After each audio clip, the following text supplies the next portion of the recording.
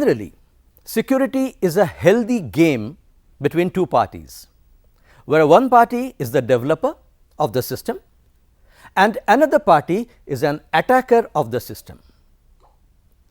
The developer's goal is to protect system resources, whereas the attacker's goal is to disturb system's functionality or to destroy system resources and so on. Let us see how this game is devised between two parties, where one can have good intention and the other has a bad intention. Let us assume there are two friends, Arun and Brijesh, and they are in two different cities.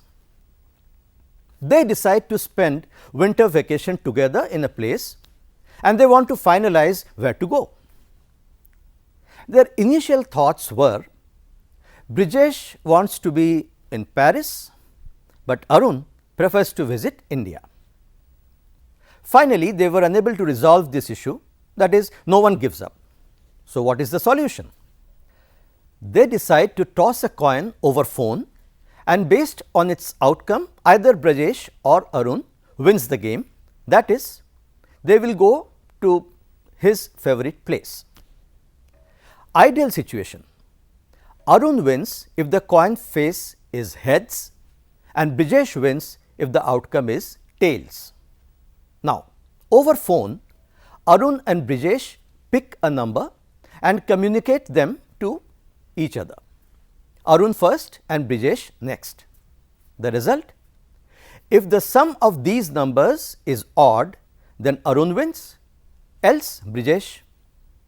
What they are going to do over phone is as follows. Arun picks a number x and sends it to Brijesh. Brijesh picks a number y and sends the value of y to Arun.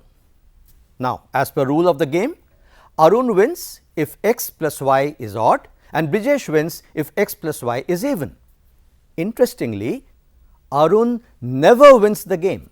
Do you know why? Well, after seeing the number selected by Arun, Brijesh picks a number such that x plus y is always odd. This logic to make this objective is easy, that is, odd plus odd is equal to even and even plus even is also equal to even. So, whatever type odd or even picked by Arun, Brijesh is going to pick the same type and become winner of the game. So, Brijesh has bad intention and cheats Arun. After realizing Brijesh's strategy, Arun now asks Brijesh to share his number first, but Brijesh rejects this as he knows the weakness of this solution approach. So, how to get rid of this? Let us change the solution approach. Arun picks a number x and sends value of z is equal to function of x to Brijesh. Brijesh picks a number y and sends value of y to Arun. Arun now sends value of x to Brijesh and Brijesh checks if function of x matches with z that was sent before. Arun wins if x plus y is odd, Brijesh wins if x plus y is even. Here, the big assumption of the solution is, for every integer x, it is easy to compute function of x, but given any value of function of x, it is hard or rather infeasible to find any information about x. With this modified solution, Brijesh's previous strategy does not work, as he cannot learn anything about Arun's number from the first message that was received from Arun. That is, the shared value is a digest of the actual number, and he shares his number y with Arun without knowing x. Similarly, Arun cannot cheat Brijesh, as he has committed his selection of x in the first message itself, and he has to share the same x with Brijesh in the third message and Brijesh verifies it. Therefore, no one will be able to take advantage of weakness of another. However, the main assumption of this game is that there exists a cryptographic function that supports one-way communication and collision resistant properties. While assessing opponents, for example, attackers' strengths, one has to be aware of opponent's capability, what he can do and what not, whether he is passive or active, insider or outsider, etc. For example, a passive attacker can listen to a communication channel, but cannot alter the content in it, whereas an active attacker can add, delete, modify the content of the channel, and therefore, it is very important to consider the attacker's capability, which should be reasonable too, while assessing the security of an application or a system. Before designing a security solution for a system, it is essential to understand what are the security features that the system wants to achieve. Protection of a system's resources from whom? What are adversarial assumptions? Once the need of security for the system is clear against whom, the security solution with suitable primitives can be worked out in order to achieve the security objectives of the system.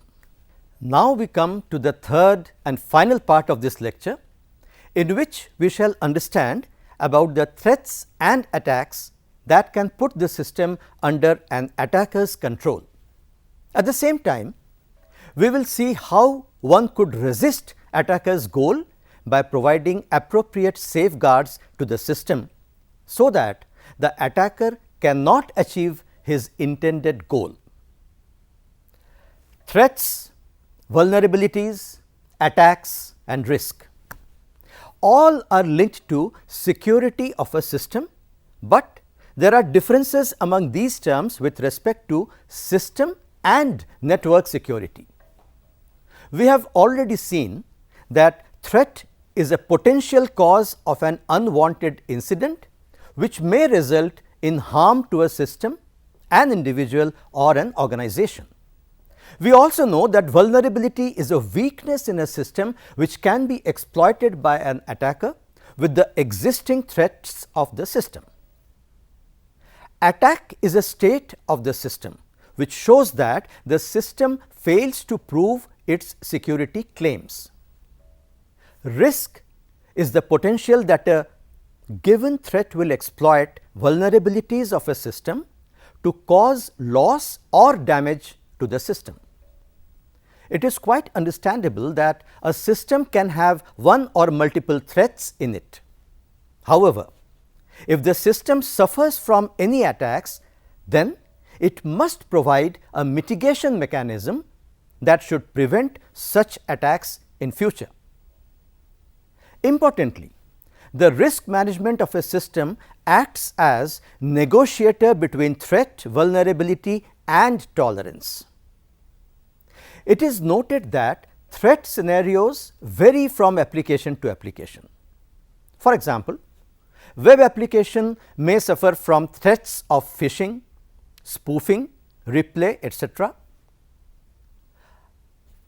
A transport system can suffer from jamming, hijacking, misbehaving, etc.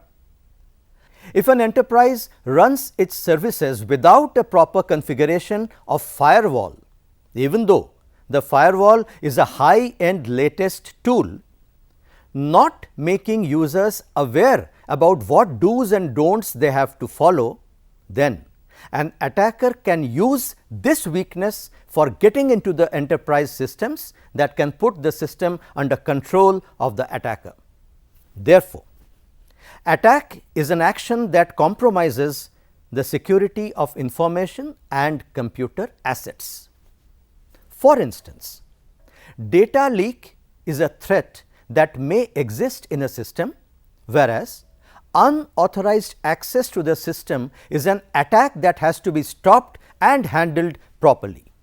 Similarly, data manipulation is a threat and tampered data is an attack. facing a new virus is a threat and data deletion is an attack, and so on. Thus, we can see that threats are always going to be there. So, minimizing threats in a system would be the real goal of system developer, isn't it? One threat may be eliminated, but another new threat can arise. The game between attacker and defender is quite challenging and expensive too. If we look at the changing trend of attack defense model of some scenarios, the picture will get clear. In the earlier days, a system administrator's defense strategy was to prevent intrusions for host, network and application server. So, when the system administrator configures a detection system for defending the host or network, he or she keeps outside intruders into consideration primarily. However, the modern defender system should consider intrusions of both outsider and insider. In fact, insider intrusion is more powerful than outsider. Several security breaches incidents took place in recent times because of insider intrusions. Therefore, modern defense should include extrusion in addition to the classical intrusion. Tackling extrusion is perhaps the most difficult challenge in cybersecurity. How to protect personal knowledge, which carries huge information from one organization to another? How to prevent misuse of such crucial knowledge which one can utilize for business profit, border protection and similar contexts? Let us take another scenario on password based system. Password is widely used in many real world systems. So, the password of the user must be non-guessable, isn't it? The changing trend is, instead of a simple password, have a strong password. However, one should first understand the exact purpose of this strong password. You may say that strong password is a mix of alphanumeric symbol with special character and uppercase letters. Will that make the password strong? The answer is, it depends. Even though you satisfy the requirement of alphanumeric, length, uppercase, special character, still the password could be subject to guessing attack and impersonation attack. Another related issue is how to memorize all these strong passwords. Well, we will make all these clear in one of the upcoming lectures. Till that time, assume that you are selecting a strong password for your application.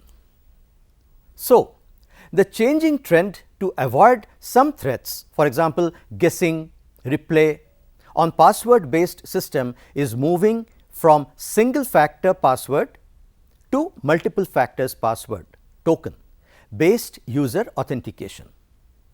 In this context, it is assumed that attacker may guess the user's password, but does not have the user's token. And to access the system, the user requires to enter his password and an OTP, that is a numeric 6 to 8 digits PIN that comes to the user's registered phone or email. Therefore, it is easy to see that if you overcome one threat, then it is likely that an attacker can give you another threat that you require to handle and manage wisely for addressing the intended security objective of the system. However, elimination of vulnerabilities with respect of one or more threats highly relies on the security policy, standards and guidelines adopted for a system that aims to achieve its intended security objectives. A policy may have many standards associated. A standard should have only one policy associated. A standard may have many guidelines associated.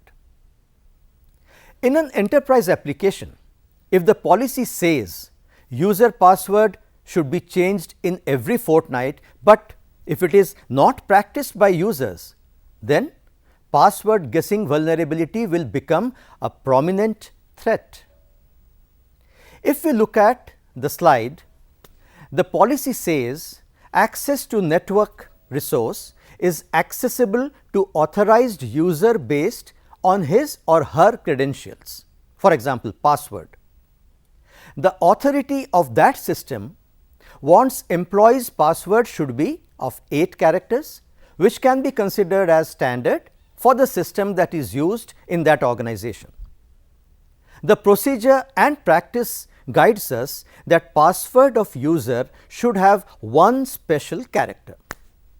So, what we can see from this is, even though the policy allows users to access system resources by their privileges, if users do not change their password, do not follow the stipulated length and guidelines of the password while selecting their passwords, then the intended security of the system may not be achievable because of threats such as password guessing, stolen verifier, etc.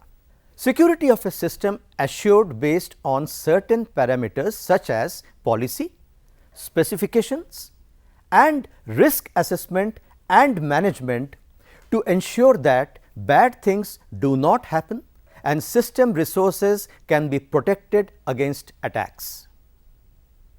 Finally, achieving security objectives for a system needs substantial technical and managerial efforts and money as well. Given a security policy specification of secure and non-secure actions, the security mechanism must be able to prevent the attack, detect the attack or recover from the attack. However, high assurance implies high cost. So, there must be a good deal of negotiations between security and efficiency of a system while claiming its security features and efficiency. A simple analogy is that if you wish to buy a high-end lock to protect your house, then you have to pay more for that lock. Let us summarize this lecture with the following note. Threats can be always a part of any system.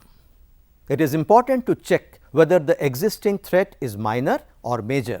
If major, then move to the next step. Vulnerability in a system must be addressed with care, otherwise bad guys can get into the system by exploiting the vulnerability. If vulnerability of a system is exploited, then an attack took place.